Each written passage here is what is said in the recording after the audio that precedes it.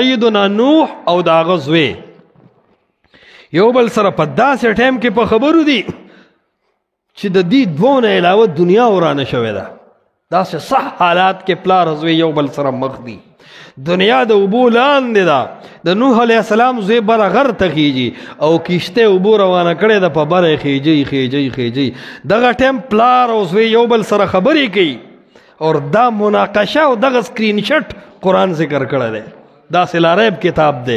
سکرین شټ ته بالکل استره او قرآن کې رسول الله ته یې خېده مخې ته چې دا دی واله ته په خپل ابو طالب پسې خپئ واله د نوح علیه السلام بچی دی دغسې کشتۍ په بره روانه ده ورته وایي بچی ارکم معنا دې کشتۍ ته راشه نن بله لار ګورې نشته وګوره کائنات ټول اوبه اوبه دی خبره ختم ده.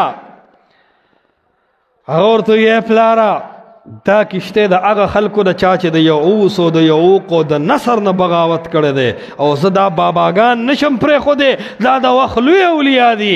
او ته بچیه لا عاصم اليوم من امر الله ورته وایي زوی وایي دې غره ته وګوره دا اوبه به څومره زور کوي ولې دې غره ته هم راختې شي زه د غره دې سر ته خیږم خو ستا کشتۍ ته نه درخیږم.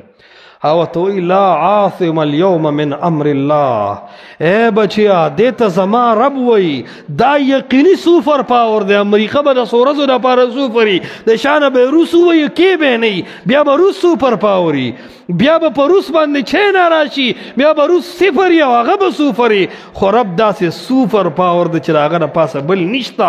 لا عاصم اليوم من امر الله نن ورځ د الله عذاب سره 3-5 نه کېږي. نن نه د یعوس مریدان بچ کېږي نه د یعوق بچ کېږي نه د نصر بچ کېږي نن به د الله مریدان بچ کېږي. بس لا عاصم اليوم من امر الله.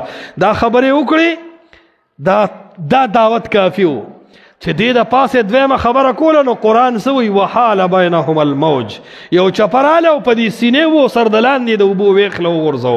نوح علیه السلام چې کتل یا بچی شته او یا نشته نو چغې وویله ان ابني من اهلي هی رب دا څنګه عذاب دی دی خو خپل او پردیم نه پیژني زما بچی پکې لاړه یا ربا. الله فرمایي انه لیس من اهلک دا ستا بچی نو که دا ستا بچی وی نو دی د دې کنعان صحیح سره کته د جودي د غر او په دې ټوله ګرده نوا کې 9.5 کاله د ستا جړه او فریاد به ونه رېده. که دا ستا بچی وی حقیقي نو دی نه ویني چې دا قوم تا ته ګمراه او لیونی په څه وایي ستا بچیان هغه دي چې تا سره په کشتۍ کې ناست دي که 30 دي که 50 دي او که 2 اویا دي. اوس نوح علیه السلام غواړي چې دنیا خو روانه شوه خو دا یو بچی مې په کار ده چې دا بچ شي. الله فرمایي انک لا تهدي من احببته اختیار او مرضي د چا چلیږي پاس. دا اصل نکته ده.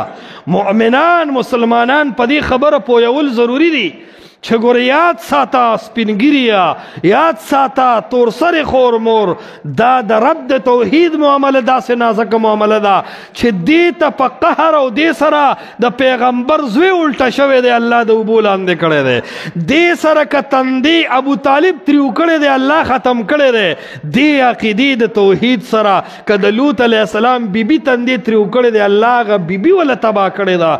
دا داسې عقیده ده چې د پیغمبر د زوی لحاظ نه دا داسې عقیده ده چې د پیغمبر د تره لحاظ نه کوي. دا داسې عقیده ده چې د پیغمبر د ښځې لحاظ نه کوي. کائنات ته دا چغه په ډېر اخلاص وهلې شوې ده چې انما هو اله واحد حاجت سر کوونکې د زړه په راز پوهېدونکې د زړه په خبرو باندې پټ علم لرونکې دا یو نبی نه دی یو ولی نه دی یو پیر نه دی یو ژوندی نه دی یو مړی نه دی یو خان نه دی یو نواب نه دی یو فقیه نه دی یو محدث نه دی دا صرف او صرف څوک دی بس.